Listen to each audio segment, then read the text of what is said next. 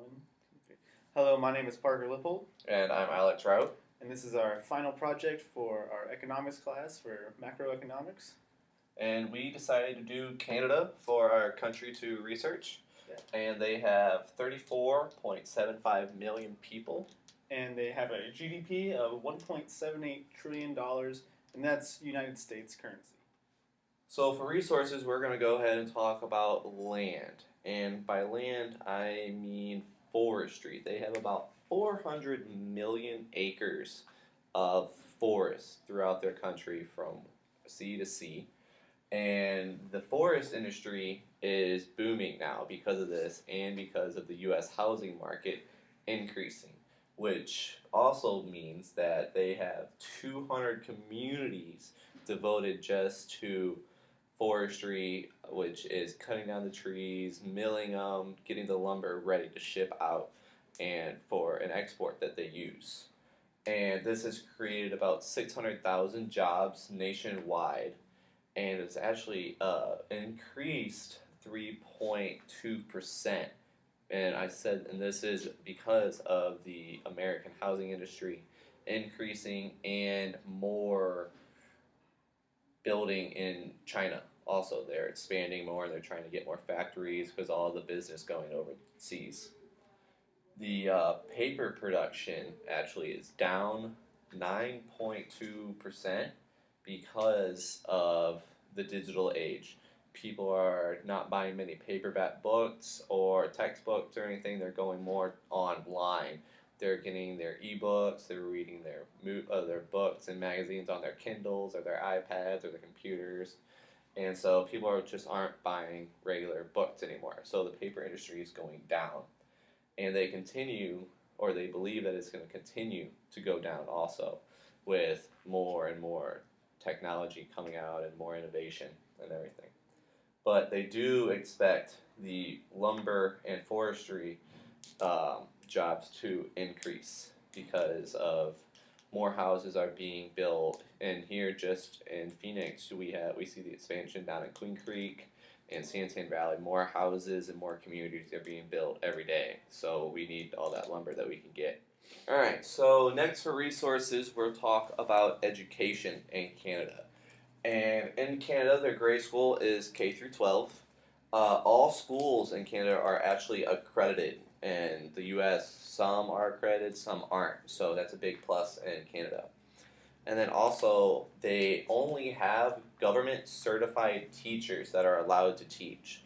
So that you can look at as a barrier to enter the teaching field. It's harder to make it as a teacher, but if you are a teacher and you make the accreditation and the certifications, you definitely will have like a guaranteed job for a while. And the teachers in Canada they get more respect and there's more acknowledgement as being a teacher in Canada. They actually spend more on education than any other country in the G8. And the G8 includes Canada, France, Germany, Italy, Japan, Russia, the UK, and the US. So, with all this said, the education being at a higher level, they have 48.3% post secondary degree. So, more people have a college degree or anything. In the US, 40.3% have post secondary degrees. So, they actually hire with college degrees and everything. So, there's more education, which will lead to higher income and better jobs in the future. And which means more innovation, more technology, and they're going to be more better off with people trying to go farther and not just giving up and everything. The net income is about 333,000. This is average in Canada, and then in the U.S. it is 320,000. So you can see the higher education will pay off with the better jobs. Okay, so we're still talking about resources in Canada. Let's talk about entrepreneurship. Almost like a lot of countries, Canada wants entrepreneurs. They actually have a new startup visa, which is the first kind in the world, where they want immigrants from other countries to come into Canada and start businesses. So where do they rank among Other countries in entrepreneurship, they rank among Denmark, Finland, Hungary, the Netherlands, New Zealand, and of course the United States. So they compare up there with the top countries when it comes to entrepreneurship. And they have been stable and strong since 2001. So why does Canada want these people to come in, or why should these people come in to be entrepreneurs in Canada? Well, they have some good incentives. Low taxes, which also contributes to low business costs. They have top quality research and innovation. And along with that, people from other countries can come to Canada and have some of their top quality of life. All right, so continuing with resources, now we're going to talk about trade. And the top traders that Canada does trade with are the U.S. at 52.4% and China at 9.8%. And their major imports are finished goods such as DVD players, washers, dryers, cars, items that don't need any more manufacturing and that are ready to go and sell right away. And then their exports are all major raw materials such as lumber, gold, oil, and a number of other raw materials. And with all of this being said, their lumber and mining facilities are growing exponentially because they're selling their lumber to the U.S. and the oil, and then they're also giving oil to China too, because China's economy is also growing. So their exports are making them a ton of money, and their finished goods that they're importing makes them not have to worry about manufacturing finished goods or anything. They can import it all. They can focus on being the top or one of the top traders of natural resources or natural materials, so that they don't have to worry about manufacturing the cars. They don't have to be the best at it. They can have the best shipped to them because they're already shipping the best. Also, how we were saying with trade, how the raw materials are being exported to major companies and countries. The towns that are actually doing all the lumber, the milling, the mining for all these natural materials are actually growing at an increasing rate because the demand for raw materials is increasing also. We're needing more lumber for our expansion of houses and communities, and oil is a big commodity nowadays. So the towns that are growing, that are doing this mining and oiling and everything, they need to continue to grow, which brings more business and makes the towns bigger and bigger. So you're seeing more expansion in Canada. And also, 49.3% of raw materials are exported to the U.S. So that's a big, big amount. And the exports to China have risen from 2% all the way to 7% in 1 year. And it may not seem like a big number, but going from 2 to 7% in 1 year is a big jump. All right, let's talk about Canada's monetary policy. Canada's monetary policy is built on two things: the flexible exchange rate and inflation control. So let's talk about their flexible exchange rate first.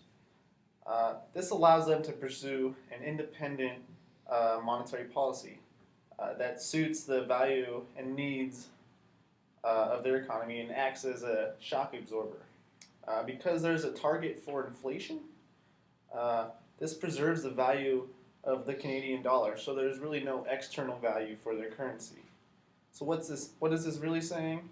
Since there's no fixed value of the Canadian currency in terms of the other country's currency.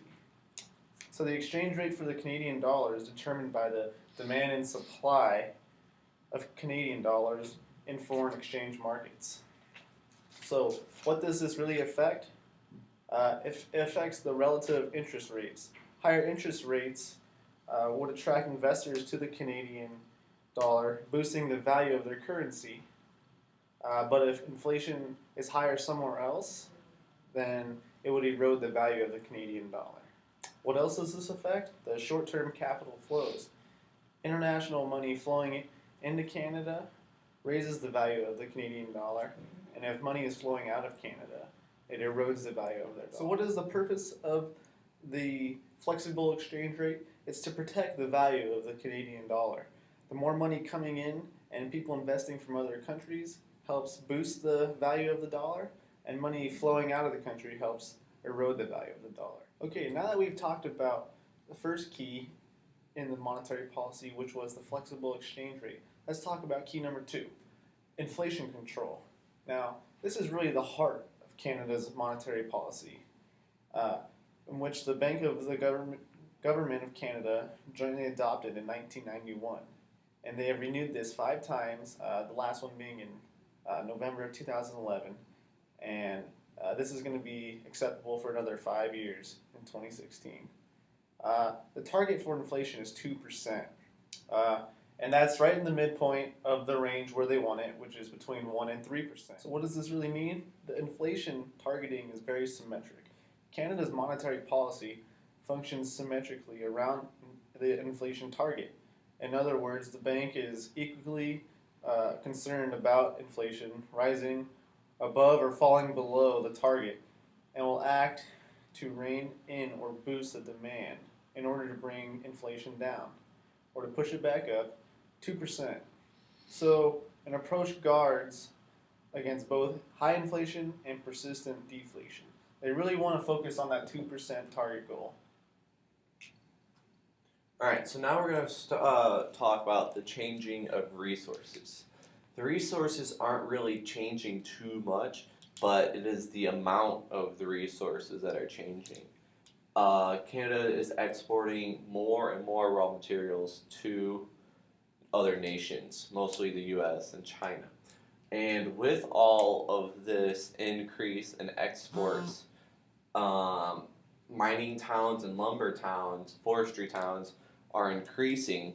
So more roads are having to be built, more towns are being built, more stuff to cater to the more people moving out for these jobs that is needed for the demand that is coming in from all that needs that countries need all these resources from. And with this also being said, new machinery and new ways of trying to get more lumber, more pieces of wood out of each tree, more machinery is being developed to keep up with the demand, to keep up with the production, and just to make the life a lot easier for the people. And with that being said, the jobs for development and research and design are increasing also. And then also with the climate changing, Canada has to see what they're going to do about how to keep their forestry alive, keep the trees healthy so they can continue to mill trees and mine material. So they have to see if there's something they can do that like a fertilizer or something to make sure that they can keep planting trees and that the trees are still growing back healthy. So that's a lot more of research that they have to go, and then clinical trials of making sure that what will work and to save the trees and the forests in the future. Alright, so now we're going to talk about the macroeconomic goals and concerns. One of the big concerns slash goals that is facing Canada and a little bit of the US is the Keystone Pipeline. The Keystone Pipeline is a pipeline that runs from Canada all the way down to St. Louis, Missouri. But what they're trying to do is Canada is trying to get an expansion approved by the US. This expansion will go from Canada, it'll take a shortcut through the US, and it will go all the way to the Gulf of Mexico. And with this said, it'll be able to reach the oil pipelines, the oil refineries that we have in the Gulf of Mexico and ship the unrefined oil to the refineries in Canada and vice versa. And then if this expansion does happen, we'll be able to sell more oil to Canada and they'll be able to sell more to us, and then we'll be able to move more oil back and forth, which will then cause gas prices hopefully to decrease because the shipping cost of the oil will go down so they can produce it cheaper and transport it cheaper. So prices for everyday people will also go down. And um, it will also create about 5,000 to 6,000 jobs minimal if the expansion is approved by the U.S. The expansion was not approved by President Obama in late 2013 because of environmental reasons, but it is up for renewment, or they're looking at it again here within the next couple of months. So if this pipeline would go through and would pass, there'd be a lot of jobs created, and gas prices would go down for a lot of people, hopefully. Also, if this pipeline does not go through, all the oil that Canada has that they would ship down to the US will go to China's refineries, and then China will get all the business and cheaper gas prices and the more jobs because China already has the refinery set up. So if the expansion doesn't go through, China will be able to get all that economic growth coming from the oil business. You know, ties into your macroeconomic goals. Yeah. All right. So now we're going to talk about the major event. The major event actually ties into the macroeconomic goals. And what I mean by that is the oil pipeline that we just talked about. The oil pipeline, actually, as of last night at midnight, May 4th, the public comment session for the public to voice their concerns about what they feel the pipeline, the expansion would do to the environment, or just their concerns and comments was actually closed as of last night at midnight. So now the government, each government and everything, will go and review the public's concerns and comments, and then that will end in about June is the time frame that they kind of put on it. And then after June, then they're gonna set a time for reviewing the new pipeline plans that Canada is going to do because President Obama declined their previous plans for the expansion because of environmental reasons that he saw. So he'll review. I think it'll be President Obama that would review the new plans also. And the plans go from Oklahoma to the Gulf of Mexico. So instead of going from St. Louis to Canada, it's going to go from Canada, Oklahoma, and then Gulf of Mexico. So the previous pipeline will still be there, but it's just a bigger expansion and a shortcut. So then there's less travel time for the oil, per se. And there's a big controversy that the oil pipeline is going to destroy more of the earth, about like the environment and the global warming, when in turn you will actually save time and money with the emissions that you're not going to be using to transport the oil for oil tankers on the water or semi-trucks on the ocean, because the environmental impact of an oil tanker going down in the water is actually much more devastating than building an oil pipeline, and it's more safe also, or it's safer. So the pros to this would actually be very good if it got its done. All right, let's talk about Canada's macroeconomic goals and data. Now, Canada has had a long reputation for an honest, responsible, and responsive government that vigorously prosecutes corruption. Its foundations of economic freedom rest on a judicial system that has an impeccable record of independence and transparency. Private property is well protected, and enforcement of contracts is very reliable, and expiration is highly unusual. Protection of intellectual property rights is consistent with world standards. Now, what does this really mean? It means that they have a very limited government. Now, last year the top federal income tax was cut to 29%. And top corporate tax remains at like 15%, and other taxes include a value-added tax and a property tax. So really, the overall tax burden is 31% of GDP. Expenditures have continued to fall to 41.9% of the domestic output, as the Conservative-led government of Canada attempts to balance this budget, hopefully by next year. Um, and really, all public debt is equal to 86% of GDP. So, continuing with macroeconomic goals and data, let's talk about Canada's open markets. Now, Canada has an average tariff rate at 0.9%. So, Canada is eliminating tariffs on many inputs while negotiating trade agreements with several foreign investors.